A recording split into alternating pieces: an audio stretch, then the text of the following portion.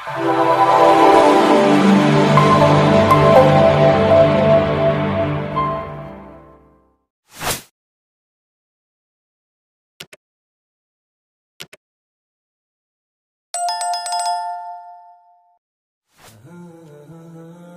ने मुस्तदरक में और बैहकी ने अपनी सुनन में आयशा सिद्दीक़ा रदी अल्लाह ताला अन्हा से रिवायत किया है।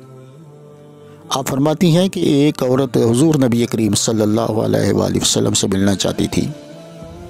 उसने नबी कायनात सल्लल्लाहु अलैहि वसल्लम से कुछ पूछना था, और जब उसे मालूम हुआ कि सरकार दो आलम सल्लल्लाहु अलैहि वसल्लम तो बज़ाहिर पर्दा फरमा चुके हैं, वो मेरी खिदमत अक़दस में हाज़िर हुई। अब मैंने उससे पूछा कि बता तेरी क्या हाजत है और तू क्या कहना चाहती थी नबी कायनात से, कोई ऐसी बात है तो मुझसे कह ले। उसने कहा कि मेरा खामद मुझसे हमेशा बदसलूकी किया करता था और कभी भी वो सुलह की तरफ राग़िब नहीं हुआ था और मेरी जान सख्त अज़ाब में रहती थी कि इत्तफाक से एक दिन एक बुढ़िया मेरे मकान पर आ गई। मैंने उससे अपनी मुसीबत का हाल बयान किया तो उसने जवाब दिया कि बेटी ये कौन सी बड़ी बात है, जो मैं कहूँ अगर तू उस पर लग जाए तो तेरा शौहर तेरा ग़ुलाम बन जाएगा, और अगर तू उठते बैठते उसे लात भी मारेगी तो वो ज़ुबान से उफ तक नहीं करेगा। मैंने कहा कि आप के हर हुक्म को बजा लाने के लिए तैयार हूँ, बस ये है कि मेरा शौहर मेरी हर बात का ताबे फरमान हो जाए। गरज जब रात का पिछला पहर हुआ तो वो बुढ़िया मेरे पास आई और अपने साथ 2 काले रंग के कुत्ते भी लेकर आई।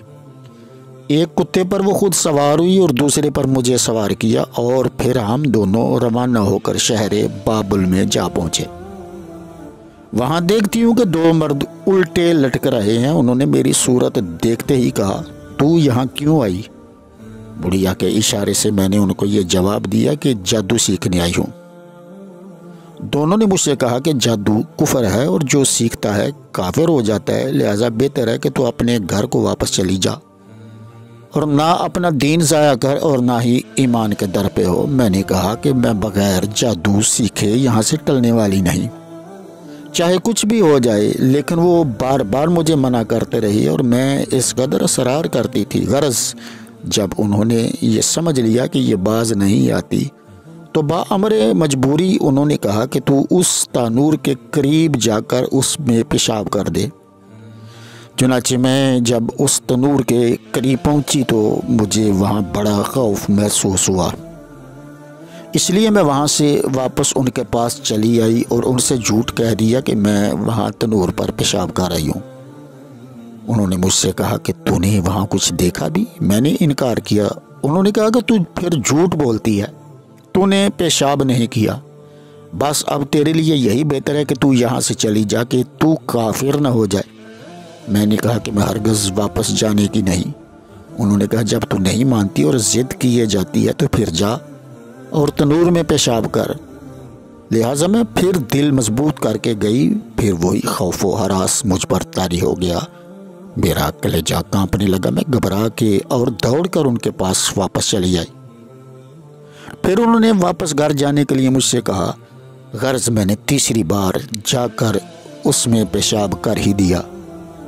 पेशाब करते ही उसमें से एक घुड़सवार को मैंने बरामद होते देखा, जो सर से पांव तक लोहे में गर्क था। सर पर खोदे फौलादी, बदन में ज़रा, सीना पर 4 आईना लगाए हुए इस सज धज और शानो शिको से निकला कि मैं डर गई। वो तनूर से निकलते ही सीधा आसमान की तरफ उड़ता चला गया और मेरी निगाहों से गायब हो गया।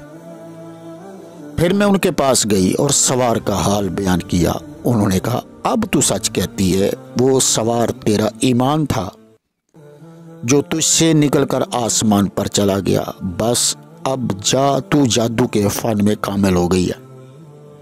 फिर मैंने अपनी उस साथी बुढ़िया से कहा कि मैं तो जादू सीखने आई थी, लेकिन इन मर्दों ने मुझे कुछ भी नहीं सिखाया, सिर्फ इतना कह दिया कि बस अब तू जादू में कामिल हो गई है। बुढ़िया ने कहा मेरा ख्याल है कि तूने अब हर चीज़ सीख ली, अब जो कुछ तू चाहेगी वो हो जाएगा। उनकी तालीम इसी किस्म की होती है। मैंने उस बुढ़िया से कहा कि मैं कैसे यकीन कर लूँ कि मुझे जादू आ गया है। اس نے کہا تو ایک گیہوں کا دانہ زمین میں ڈال اور کہہ کہ اے دانے تو اگ آ۔ چنانچہ میں نے بڑھیا کے کہنے پر ایک گیہوں کا دانہ زمین پر ڈالا اور وہ دانہ فوراً اگ آیا۔ پھر میں نے کہا کہ بڑا ہو، وہ بڑا ہو گیا۔ پھر کہا کہ خوشہ لا، اس پر خوشہ آ گیا۔ پھر کہا کہ خشک ہو جا، وہ خوشہ خشک ہو گیا۔ پھر کہا کہ گیہوں بن جا، اور وہ گیہوں بن گیا۔ جب میں نے ہر طرح سے آزما لیا اور میں آزمائش میں کامیاب ہوئی تو اب ایمان کے خیال سے میری آنکھیں کھلی۔ میں اپنے کیے پر سخت نادم ہوئی اور مجھے ایمان کے ضائع ہونے کا بہت افسوس ہوا۔ میں رسول کریم صلی اللہ علیہ وآلہ وسلم کی نبوت کا حال سن کر ان کی خدمت اقدس میں حاضر ہوئی تھی کہ میرے درد دل کا کچھ علاج ہو اور میرا گیا ہوا ایمان حضور کی دعا سے آپ کے فیضان سے واپس آ جائے۔ اے ام المومنین، اب تک میں نے کسی کو نہیں ستایا اور نہ ہی کسی کو تکلیف دی، اور میں سچ کہتی ہوں کہ کسی کو اذیت پہنچانے سے اب تک میں بچی ہوئی ہوں۔ عائشہ صدیقہ رضی اللہ تعالی عنہا نے فرمایا، آپ کا تو وصال ہو چکا ہے، ہاں آپ کے صحابہ کرام موجود ہیں، ان کے پاس جا کر اپنا حال دل بیان کر، شاید وہ تیرے ایمان لانے کی کوئی تدبیر تجھے بتائے۔ چنانچہ وہ عورت کئی اصحاب کے پاس گئی مگر کسی نے بھی اس کی بیماری کا علاج نہ بتایا۔ آخر کار وہ حضرت عبداللہ ابن عباس رضی اللہ تعالی عنہ کے پاس پہنچی تو انہوں نے ایک تدبیر بتلائی کہ اگر تیرے والدین میں سے کوئی زندہ ہو تو ان کی خدمت کر، ممکن ہے کہ تیرا ایمان واپس آ جائے۔ اور دوسری روایت ابن المنذر اوزاعی نے ہارون بن رباب سے نقل کیا کہ میں ایک دن عبد المالک بن مروان سے ملنے گیا، وہاں دیکھتا ہوں کہ اس کے پاس ایک شخص تکیہ لگائے بیٹھا ہوا ہے۔ میں نے دربار والوں سے دریافت کیا کہ یہ کون شخص ہے جو بادشاہ کے برابر تخت پر بیٹھا ہوا ہے۔ انہوں نے کہا کہ یہ اس بات کا فخر کرتا ہے کہ اس نے ہاروت اور ماروت کو دیکھا ہوا ہے۔ یہ سن کر میں اس شخص کے پاس چلا گیا اور اس سے کہا کہ بھائی مجھے بھی ہاروت اور ماروت کا قصہ سنا۔ اس کی آنکھوں میں آنسو آ گئے اور اس نے اپنا قصہ یوں بیان کرنا شروع کیا۔ وہ کہنے لگا کہ میں ایک نوجوان لڑکا تھا، میرا باپ عین جوانی کے عالم میں انتقال کر گیا اور بہت ساری دولت چھوڑ کر مرا، اور بعد میں مال میری ماں کے قبضے میں آیا۔ میری ماں مجھ سے بہت پیار محبت کرتی تھی اور جو کچھ بھی میں اس سے مانگتا وہ مجھے ضرور دیتی، اور ہر فضول خرچی میں میں تھا کہ روپیہ اڑاتا چلا جا رہا تھا۔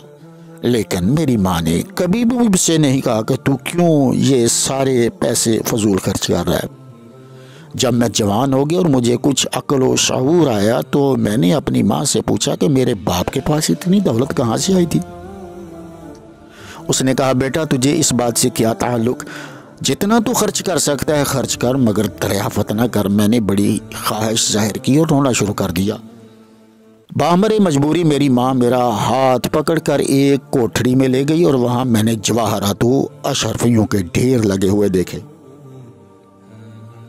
اس نے یہ دکھا کر کہا کہ یہ روپیہ اور یہ زر و جواہر تیری کئی پشتوں کے لیے کافی ہیں، تجھے کیا ضرورت پڑی کہ خواہ مخواہ اس کا ثواب دریافت کرنے میں اصرار کرتا ہے کہ یہ دولت باپ نے کہاں سے کمائی۔ لیکن میں اپنی ضد اور اپنے اسرار پر جمع رہا۔ ناچار اس نے مجھ سے یہ راز کھول دیا کہ تیرا باپ تو ایک جادوگر تھا، اس نے جادو کے زور سے یہ ساری دولت جمع کی تھی۔ یہ سنتے ہی میں نے کہا کہ موروثی دولت پر قناعت کرنا ہمت اور اولو العزمی کے خلاف ہے۔ مجھے میری ماں نے ہر چند سمجھایا کہ باپ کی دولت کا تو ہی اکیلا وارث ہے، اور یہ بے وقت اولو العزمی پیدا ہو جانا میری پریشانی کا باعث ہے۔ لیکن میں نے ماں کی نصیحت کی کچھ پرواہ نہ کی اور اس سے پوچھا کہ یہ تو بتاؤ کہ میرے باپ کا کوئی ایسا دوست بھی ہے جو ان کے علم کے راز سے واقف تھا؟ ماں نے مجبور ہو کر کہا ہاں فلاں شخص ہے اور فلاں جگہ پر رہتا ہے۔ یہ سن کر میں سیدھا اس شخص کے پاس دوڑتا ہوا چلا گیا، بڑے ادب سے جھک کر سلام کیا اور ادب سے دست بستہ اس کے سامنے بیٹھ گیا۔ اس نے مجھ سے دریافت کیا کہ میاں کون ہو اور کہاں سے آئے ہو؟ میں نے عرض کیا میں فلاں شخص کا بیٹا اور فلاں جگہ سے آیا ہوں۔ اس نے میرے باپ کا نام سنتے ہی اٹھ کر مجھے گلے سے لگایا اور نہایت مہربانی سے پیش آیا۔ وہ مجھ سے دریافت کرنے لگا کہ تو کس ضرورت کے تحت میرے پاس آیا ہے؟ تیرا باپ تو اس قدر مال و دولت چھوڑ کر مرا ہے کہ جو تیری کئی پشتوں کے لیے کافی ہے۔ میں نے صاف صاف کہہ دیا کہ مجھے مال کی ضرورت یہاں نہیں لائی، بلکہ میں تو یہاں جادو سیکھنے کے لیے آیا ہوں۔ اس شخص نے کہا میرے بھتیجے یہ خیال دل سے نکال دے، کیونکہ جادو میں سراسر نقصان ہے۔ لیکن میں نے اس سے بار بار کہا کہ جب تک آپ مجھے جادو میں کامل نہ کر دیں گے اس طرح کا کہ جیسا میرا باپ تھا، میں آپ کا دامن نہیں چھوڑوں گا۔ یہ سن کر اس نے نہایت افسوس کیا اور میری اس ضد پر اسے بہت صدمہ ہوا۔ ہر چند اس نے کوشش کی کہ میں سمجھ جاؤں، لیکن میرے سر پر تو جادو سیکھنے کا جن چڑھا ہوا تھا، بھلا میں کیوں سمجھتا اور مجھے اس کی نصیحت کیوں کر قبول ہوتی۔ وہ آبدیدہ ہو کر کہنے لگا کہ بیٹا یہ فضول کام چھوڑ دے۔ اس کی ساری باتیں جو وہ مجھے سمجھانے کے لیے کر رہا تھا میرے شوق کے آگے بالکل فضول تھی۔ آخر الامر اس نے مجبور ہو کر کہا کہ اگر تو نہیں مانتا تو فلاں روز فلاں ساعت کا منتظر رہا۔ غرض خدا خدا کر کے وہ دن آیا، وہ ساعت آئی تو میں نے اسے اعفائے وعدہ کی درخواست کی۔ پھر بھی وہ مجھے سمجھانے لگا کہ للہ تو اس خیال سے باز آ، لیکن میں اپنی اسی رٹ پر لگا رہا اور اس کی ہر بات کا انکار کرتا رہا۔ غرض کہ وہ نصیحت کرتے کرتے تھک گیا۔ اب اس نے کہا کہ میں تجھے اس جگہ لے جاتا ہوں، لیکن یہ یاد رکھنا کہ وہاں بھولے سے بھی خدا کا نام نہیں لینا۔ میں نے حتمی وعدہ کیا کہ ایسا ہوگا۔ چنانچہ وہ مجھے ایک تہہ خانے میں لے کر اترا۔ میں اندازہ کر سکتا ہوں کہ ہم دونوں نے قریب 333 زینے طے کیے ہوں گے، لیکن اس میں آفتاب کی روشنی اس قدر تیز تھی کہ جیسے سطح زمین پر ہوتی ہے۔ جب اخیر منزل پر پہنچے تو میں نے ہاروت اور ماروت کو لوہے کی زنجیروں میں لٹکا ہوا دیکھا۔ ان کی آنکھیں بڑی بڑی ڈھالوں کی طرح تھیں اور ان کے پر اس قدر چوڑے اور چکلے تھے کہ میں خوف کے مارے کانپ کے رہ گیا، اور اسی خوف کے عالم میں میری زبان سے بے ساختہ لا الہ الا اللہ نکل گیا۔ یہ کلمہ پڑھتے ہی انہوں نے اپنے پروں کو جنبش دی اور آہوزاری کرنے لگے اور پھر خاموش ہو گئے۔ میں نے امتحاناً پھر کلمہ پڑھا، ان کی حالت پھر یہی ہو گئی۔ میں نے پھر کلمہ دہرایا، پھر ان کی وہی حالت ہو گئی۔ پھر میں ان کے پاس گیا، انہوں نے مجھ سے دریافت کیا کیا تو انسان کی جنس سے ہے؟ میں نے کہا پھر میں نے ان سے پوچھا کلمہ حق سن کر تمہاری حالت ایسی کیوں ہو جاتی ہے؟ انہوں نے کہا کہ جب سے ہم آسمان سے زمین پر آئے ہیں ہم نے یہ کلمہ آج ہی سنا ہے، اور اس سے ہمیں اپنی اصلی جگہ، اصلی وطن یاد آ گیا، اور یہ کلمہ سن کر ہمارے دل پر ایک چوٹ لگی ہے اور ہم اس صدمہ سے غل مچانے لگے۔ اب تو بیان کر کے تو کس پیغمبر کی امت سے ہے؟ میں نے جناب رسالت مآب حضرت محمد مصطفیٰ صلی اللہ علیہ وآلہ وسلم کا نام لیا اور ان سے کہا کہ میں نبی آخر الزمان صلی اللہ علیہ وآلہ وسلم کی امت میں سے ہوں۔ یہ سنتے ہی وہ کہنے لگے کیا محمد صلی اللہ علیہ وآلہ وسلم مبعوث ہو چکے ہیں؟ میں نے کہا ہاں، لیکن اب تو آپ کا وصال بھی ہو گیا اور آپ کے بعد 4 خلفاء بھی ہو چکے۔ پھر انہوں نے مجھ سے پوچھا کہ آپ کی امت کیا ایک ہی شخص کے تابع ہے یا ان کے سردار علیحدہ علیحدہ ہیں؟ میں نے کہا کہ ایک ہی شخص کے تابع ہیں۔ یہ سن کر انہیں سخت رنج ہوا۔ پھر پوچھا کہ ان میں اتفاق ہے یا نفاق؟ میں نے کہا کہ دلوں میں تو نفاق ہے مگر بظاہر اتفاق ہے۔ یہ سن کر وہ بہت ہی خوش و خرم ہوئے۔ پھر پوچھا کہ ان کی امارت کا سلسلہ بحر تبریہ تک پہنچ گیا؟ میں نے کہا کہ نہیں، ابھی تک نہیں پہنچا۔ یہ سن کر وہ رنجیدہ ہو گئے۔ مجھے ان کی باتوں سے بڑا تعجب ہوا۔ آخر میں نے ان سے پوچھا کہ جب تم نے سنا کہ امت محمدی ایک ہی بادشاہ کے تابع ہے تو تم کیوں رنجیدہ خاطر ہوئے؟ انہوں نے کہا کہ ہمارے خوش و ناخوش ہونے کی وجہ یہ ہے کہ جب ہم نے یہ سنا کہ ابھی تک ان میں اتفاق ہے تو ہم پر بڑا صدمہ گزرا، کیونکہ ہم سے وعدہ کیا گیا ہے کہ قیامت تک تم پر عذاب رہے گا، اور قیامت کے آنے کی نشانی یہ ہے کہ امت محمدیہ میں نفاق پھیلے گا، گروہ گروہ ہو جائیں گے، آپس میں لڑیں گے، جھگڑیں گے، اور ہر گروہ اپنا سردار الگ الگ بنا لے گا۔ دوسرا قرب قیامت کی یہ نشانی ہے کہ بحر تبریہ تک عمارتوں کا سلسلہ پہنچ جائے گا۔ تیرے کہنے سے ہمیں اس لیے رنج ہوا کہ ابھی قرب قیامت دور ہے۔ پھر میں نے کہا کہ مجھے کچھ وصیت کیجیے۔ انہوں نے کہا کہ کم سویا کر اور اس خطرناک حالت سے ہوشیار رہ جو ان قریب آنے والی ہے۔ انہوں نے مجھے جادو نہیں سکھایا اور نہ میرے رہنما نے مجھے جادو کی تعلیم کی، اور پھر میں وہاں سے واپس چلا آیا۔ آئیے صاحبان اب قرآن حکیم کی طرف بڑھتے ہیں۔ سورہ بقرہ میں رب کائنات نے بھی ہاروت و ماروت کا ذکر بیان فرمایا۔ قرآن مجید فرقان حمید میں ہاروت و ماروت کا قصہ اس طرح سے اللہ تعالیٰ نے ارشاد فرمایا۔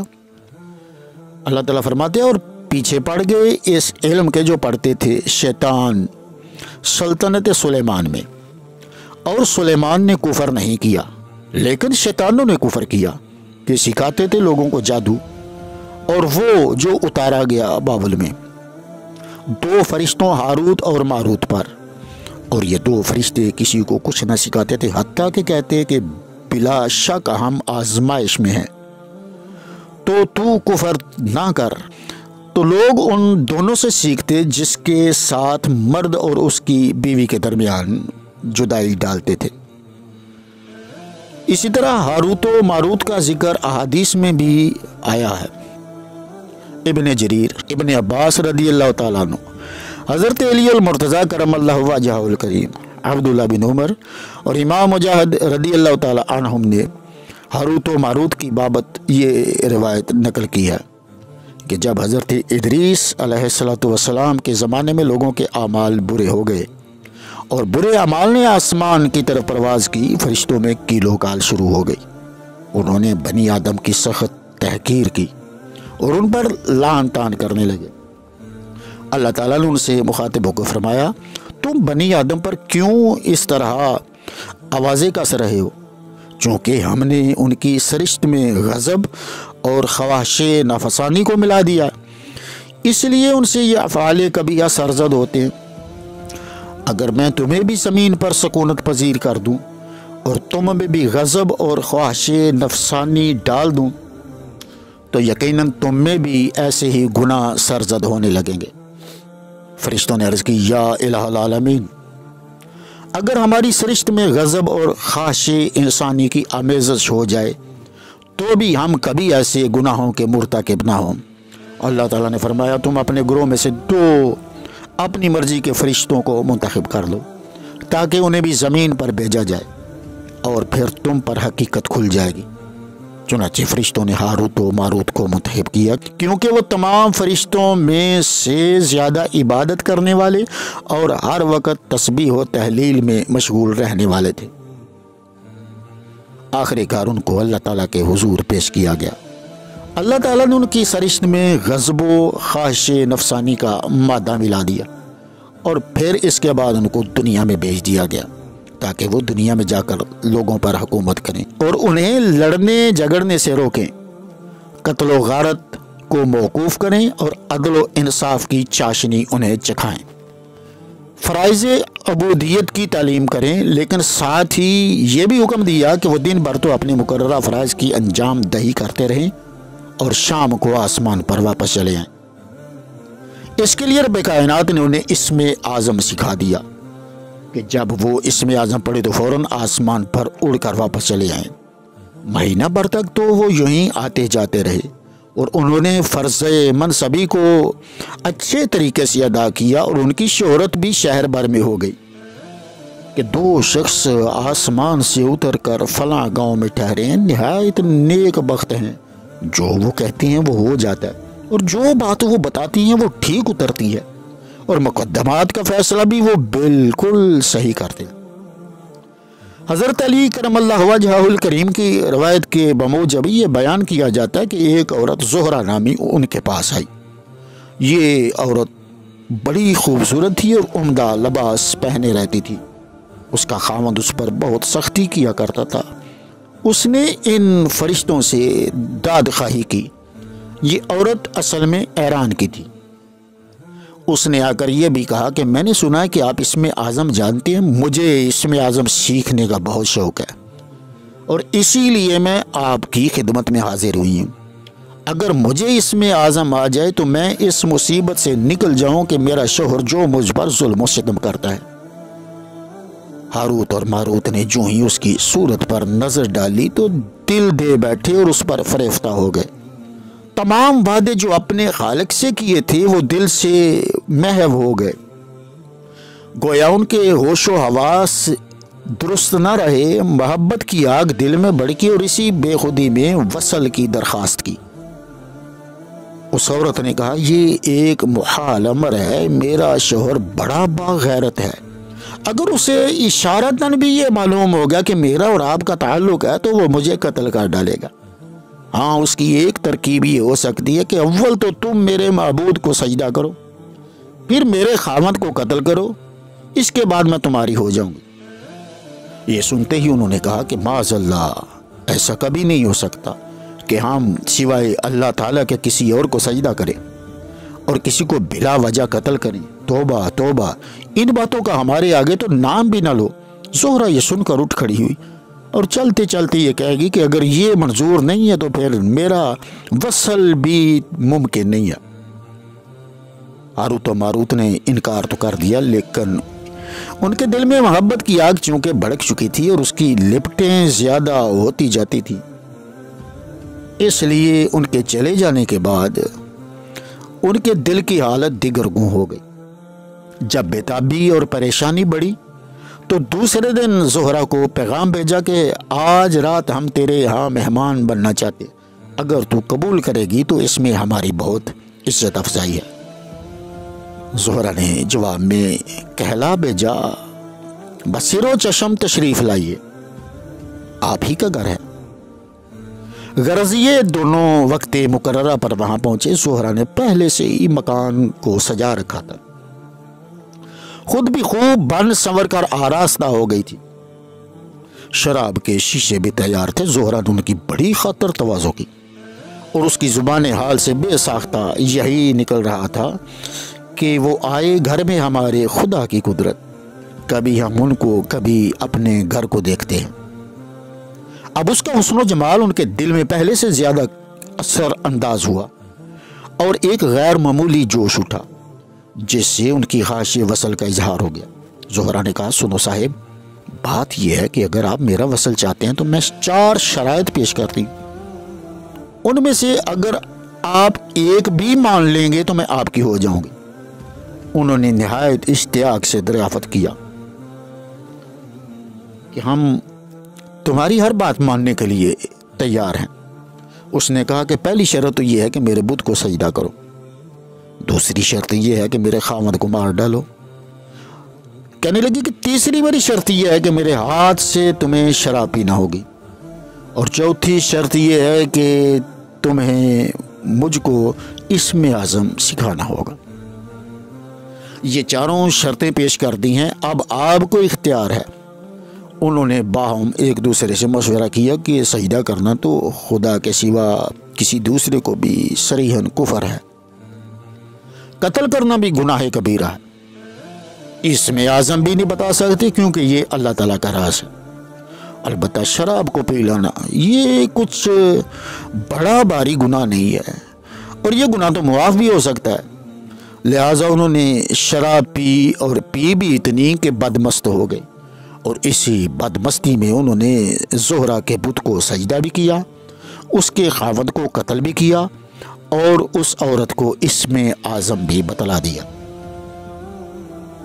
بعض روایتوں میں یہ بھی بیان ہوا ہے کہ جو ہی زہرہ کو اسم اعظم کی تعلیم ہوئی، اس کی روح نے آسمان کی طرف صعود کیا۔ اللہ تعالیٰ کے حکم سے وہ روح سیارہ زہرہ کی روح کے ساتھ مل گئی جو اب تک آسمان پر چمکتی ہے۔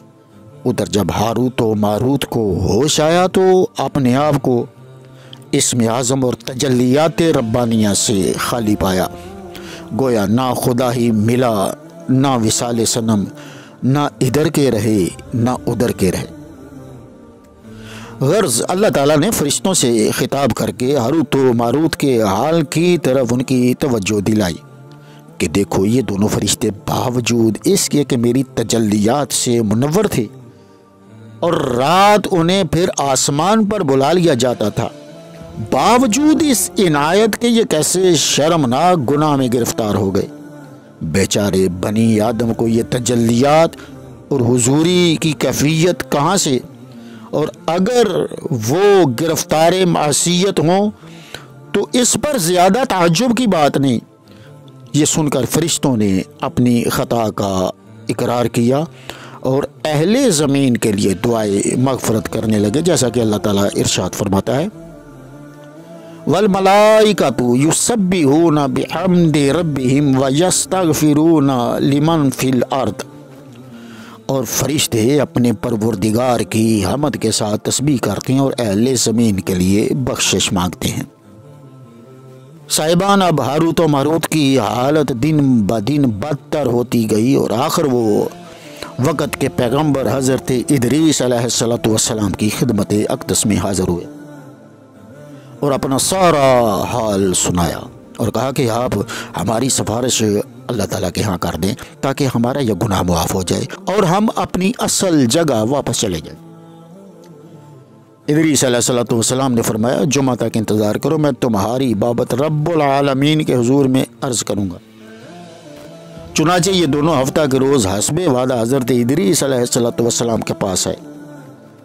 اللہ کے پاک پیغمبر نے ارشاد فرمایا کہ میں نے بارگاہ الہی میں تمہاری سفارش کی تھی لیکن قبول نہیں ہوئی، اچھا آئندہ جمعہ کو پھر عرض کروں گا۔ چنانچہ دوسرے جمعہ کو عرض کرنے پر یہ جواب ملا کہ ان سے دریافت کرو کہ ایک تو ہے دنیا کا عذاب اور ایک ہے آخرت کا، اگر وہ دنیا کا عذاب چاہتے ہیں تو انہیں دنیا کا عذاب دے دیا جائے، اور اگر وہ پسند کرتے ہیں کہ انہیں آخرت کا عذاب دیا جائے تو آخرت کا۔